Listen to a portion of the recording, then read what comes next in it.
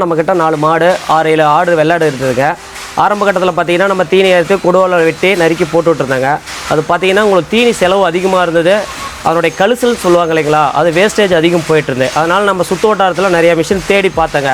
அதுக்கப்புறம் பார்த்தீங்கன்னா 4-5 மிஷின் நிறையா பார்த்தேங்க. அதில் வளர்பறை போய் பார்க்கும்போது இந்த டைப் வந்து எங்களுக்கு ரொம்ப பிடிச்சிருந்து. இதோட எஃபிஷியன்ட் எல்லாமே விசாரிச்சுட்டு வாங்கிட்டு வந்துங்க. நம்ம வாங்கிட்டு வந்து கிட்டத்தட்ட ஒரு 1 இயர் ஆகுதுங்க.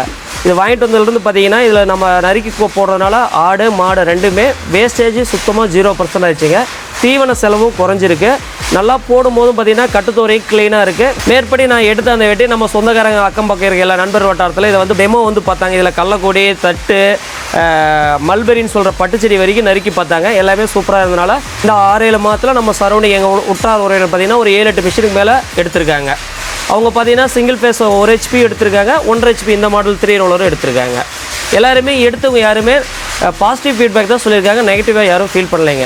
இந்த சாப் கட்டரை பற்றி உங்களுக்கு மேற்படி மேலும் தகவல் ஏதாவது வேணும்னா, இதோட யூசேஜ் ப்ரைஸ் இந்த டீட்டெயில்ஸ் வேணும்னா வளர்பறைங்கிற நம்ம பேஜை ஃபாலோ பண்ணிவிட்டு நீங்கள் கமெண்டில் போயிட்டு சாப் கட்டர்னு டைப் பண்ணிங்கன்னா போதும், அவங்களே உங்களுக்கு மற்ற டீட்டெயில்ஸ் சென்ட் பண்ணுவாங்க.